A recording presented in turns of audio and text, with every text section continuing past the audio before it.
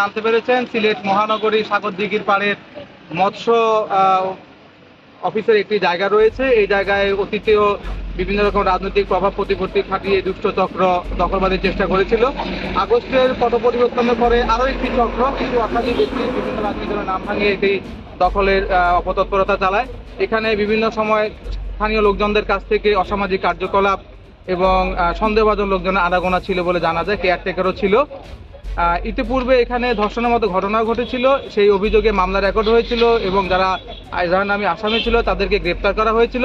গ্রেপ্তারের অভিযান অব্যাহত রয়েছে।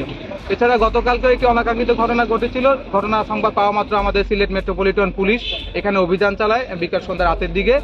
তারপরও আমরা ভোরবেলা খবর পাই স্থানীয় লোকজনের কাছ থেকে যে এখানে আরও কিছু দুষ্ট লোকজন অপতৎপরতাকারী এখানে অবস্থান নিয়েছে।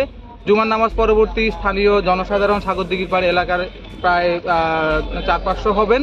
উত্তেজিত জনগণ ছিল এবং পরিস্থিতি নিয়ন্ত্রণের লক্ষ্যে আমাদের সিলেট মেট্রোপলিটন পুলিশ আমরা চলে আসি এবং স্থানীয় জনগণের সহায়তায় যারা এখানে দুষ্কৃতিকারী কিংবা অবৈধভাবে দখলের জন্য পায়তারা করছিল তারা চকলেট বাজির মতো শব্দ এবং বিস্ফোরকের শব্দ ঘটিয়ে তারা পলায়ন করে।